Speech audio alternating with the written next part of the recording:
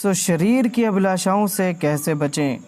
आज की हमारी वीडियो का विषय यही रहेगा, क्योंकि हम देखते हैं कि हमारे जवान, चाहे वो मसीह में हों या ना हों, वो इस शरीर की अभिलाषा में फंसे हुए हैं।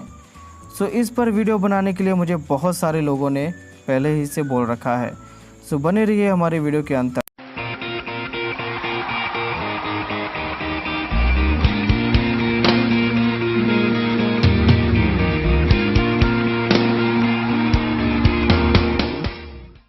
सबसे पहला सवाल है कि आखिर इस शरीर की अभिलाषाओं से बचा कैसे जाए, इस पाप से हम कैसे बच सकते हैं।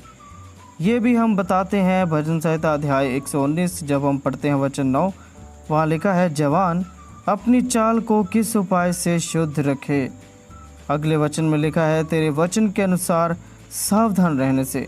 और जब हम पढ़ते हैं इसी अध्याय का वचन 11, वहाँ लिखा है, मैंने तेरे वचन को अपने हृदय में रख छोड़ा है कि तेरे विरुद्ध पाप ना करूं। मैं आपसे कहना चाहता हूं, मुझे पढ़ने में शायद 10 सेकंड ही लगे हों, पर यह बहुत मुश्किल है करना। मुश्किल इसलिए है क्योंकि आप उस अभिलाषा में इतना ज़्यादा फंस जाते हैं कि आपको उनसे बाहर आना मुश्किल हो जाता है। पर आप एक बार कोशिश तो कीजिए, परमेश्वर के वचन को अपने अंदर तो लीजिए, फिर देखना क्या होता है। एक तरीका और बताया गया है, 2 तीमुथियुस अध्याय 2 वचन 22, जब हम पढ़ते हैं वहाँ लिखा है, जवानी की अभिलाषाओं से भाग, और जो शुद्ध मन से प्रभु का नाम लेते हैं उनके साथ धर्म और विश्वास और प्रेम और मेल मिलाप का पीछा कर। क्या आपने ये वचन सही से सुना? देखिए, शैतान तो यही चाहता है कि आप शरीर की अभिलाषाओं में, व्यभिचार में फंसे रहें।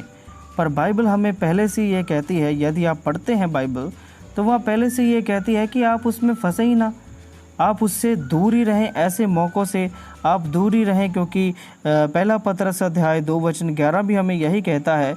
वहाँ लिखा, हे प्रियो, मैं तुमसे विनती करता हूँ कि तुम अपने आप को परदेशी और यात्री जानकर उन संसारिक अभिलाषाओं से जो आत्मा से युद्ध करती हैं बचे रहो।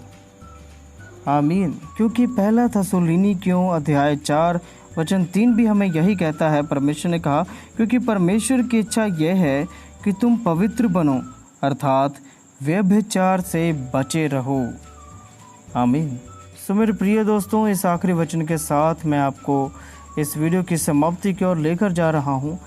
और ये तो बस एक पार्ट 1 है। मैं इस पर और भी वीडियोस बनाना चाहता हूं इस विषय पर, क्योंकि ये विषय बहुत ही ज़रूरी है हमारे जवानों के लिए।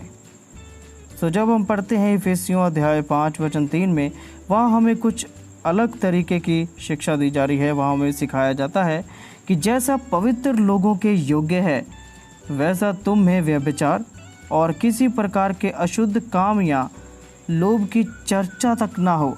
बाइबल हमें यहाँ पर यह तक कह रही है कि तुम में इस बात की चर्चा भी नहीं होनी चाहिए। आमीन। मेरे प्रिय दोस्तों, आप सबका शुक्रिया।